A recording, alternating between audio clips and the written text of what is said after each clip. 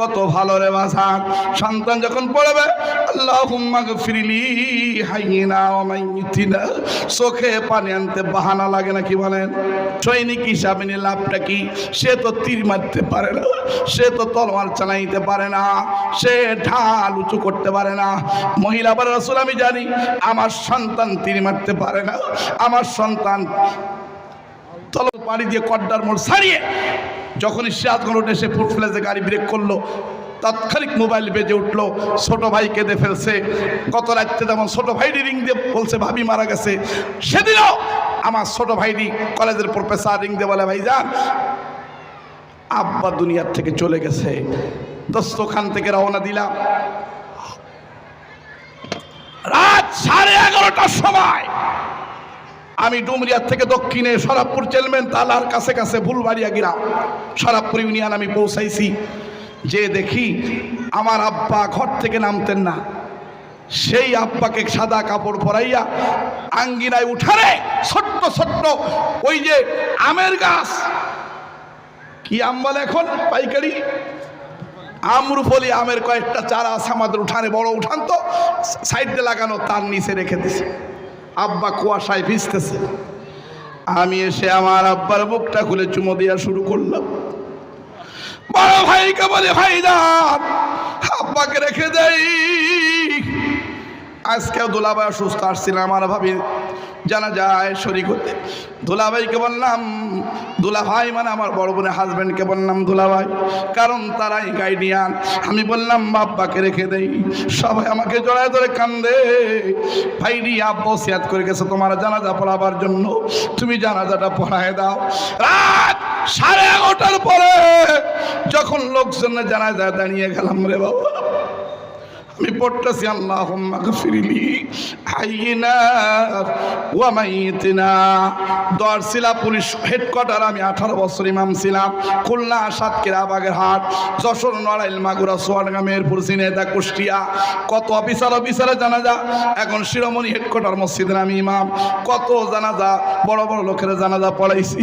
কোনো সময় এমন চোখে বানি আসে না আব্বা জানাজায় দাঁড়াইয়া সাগরের বাঁধ কেমন যেন ভেঙে গেল, এমন কাঁদন শুরু হয়ে গেল।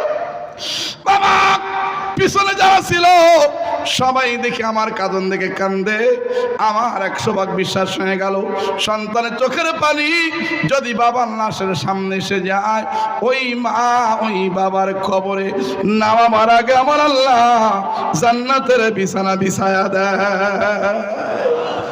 এ দোস্ত, পার্শ্ববর্তী ইমাম সাহেবদেরকে আমি খানো করতেছি না, পার্শ্ববর্তী ইমামকে আপনার আব্বা জানাজা পড়তে ডাকবেন।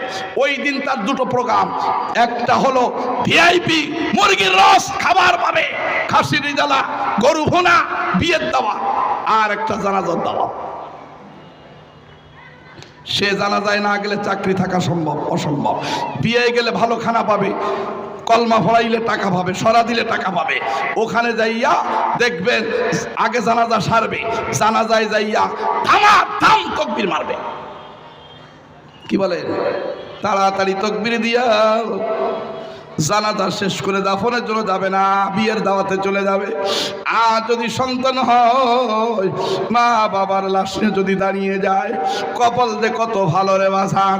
সন্তান যখন পড়বে আল্লাহুম্মা গফিরলি হাইয়িনা ওয়া মাইয়িতিনা, চোখে পানি আনতে বাহানা লাগে না কি বলেন? জোরে বলেন, বাহানা লাগে?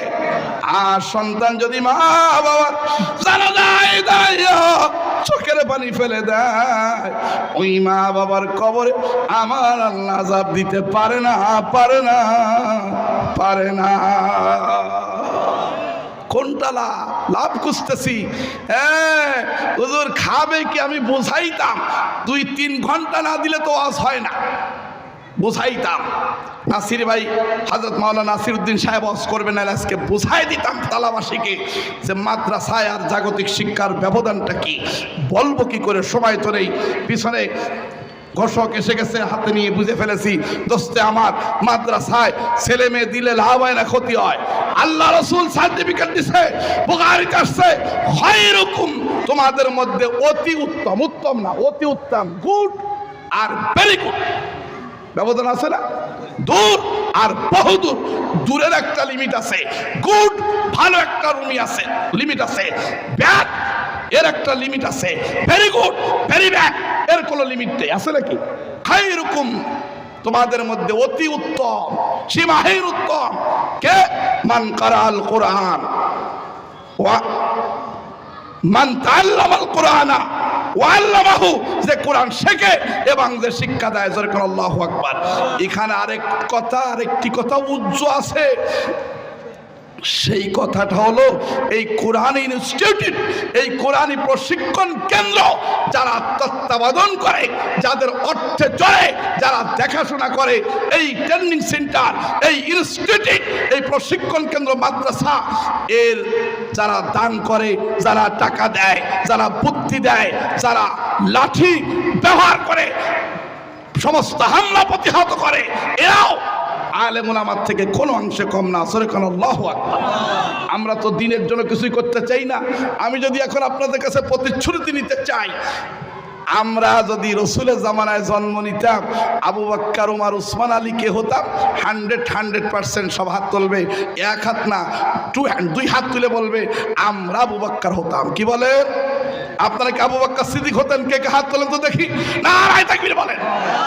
না আবু জাহেল হইতেন? যে হাত বলবে না সে আবু জাহেলের পক্ষে। সবাই আবু বকর হইতেন। তাহলে আবু বকর সিদ্দিক রাদিয়াল্লাহু তাআলা জীবনী আলোচনা করে দেখেন দোস্ত। রসুল কোন এক যুদ্ধে, গালিবান তবুকের যুদ্ধে মাল চেয়েছেন, আবু বকর, ওমর, উসমান আলী দানের প্রতিযোগিতা করতেছেন। উসমান ছিল গনি, এই জন্য উসমান তার নামের সাথে ধনী লকব লাগাইয়া উসমান গনি বলা হয়। সে মালের 1/3, তার সুলুসুল মাল 3 ভাগের 1 ভাগ নিয়ে হাজির হয়েছে। আল্লাহু আকবার। এরপরে ওমর 50 অর্ধেক নিয়ে গেছে। আর আবু বকর যখন ঘর থেকে বের হইতেছে, রে বাবা, ইতিহাস খুলে দেখে ঘরের মধ্যে থালা বাটি, গিলাস বাটি, পানি খাওয়ার পাত্র, ভাত খাওয়ার পাত্র সব ব্যাগে করে নিছে। এমন কি ইতিহাসে আসছে? আবু বকর যখন ঘরের থেকে বের হইতেছে, উনি হাত দিয়া বেড়ায় থামাইতেছে, এমন করে থামায়। স্ত্রীবার স্বামী বেড়ায় কি জন্য থামাইতেছেন? বলে তুমি জানো না কখনো তুমি একটা সুচ লুকায় রাখছো কিনা? এই সুচটা পর্যন্ত আজকে ঘরে রাখা যাবে না, নবীর দরবারে আমি হাজির করে দেব। আবু বকরের এক মেয়ে ছিল, কি আসমা, নাম শোনেননি? আসমা রাদিয়াল্লাহু তাআলা আনহা অতটা বুদ্ধি না। তো একদিন কুহাব আবু বকরের আব্বা তথা আসমার দাদা বলতেছে, বুবু তোমার আব্বা যে নবী প্রেমিক রসুলের সাথে চলে গেল, তোমাদের জন্য ঘরে কি রেখে গেছে? কয় দাদা এমন একটা দামি জিনিস রেখে গেছে যা মদিনা মক্কার মানুষ কেনার মতো যোগ্যতা রাখে না। মক্কা মদিনা বিক্রি করে এত দামি জিনিস ক্রয় করা যায় না। সুবহানাল্লাহ কয় না? কুহাফা চিন্তা করলেন আবু বকর এমন দামি কি জিনিস রেখে যেতে পারে? ওরে বুবু আসমা, তোমার বাবা আবু বকর নবীর এমন প্রেমিক, কি দামি জিনিস রেখে গেছে ঘরে, একটা সুচ রেখে যায় নাই। বলে দাদা জানো না, আমার আব্বা ঘরের থেকে যাওয়ার সময় আল্লাহ এবং আল্লাহ পাকের রসুলের সন্তুষ্টি রেখে গেছে, এর থেকে দামি আল্লাহ জমিন আর কোনো জিনিস নাই। দেখেন, আর আমরা কি আর তারা কি? একজন মহিলা যুদ্ধের ময়দানে যাইয়া পিছনে কোলের একটা শিশু বাচ্চা নিয়ে দাঁড়িয়ে গেল। লাব্বাইকা রাসূলুল্লাহ। রসুল বলে, মহিলা যুদ্ধের ময়দানে কোনো নারী সৈনিকা নিয়োগ করা হয় না।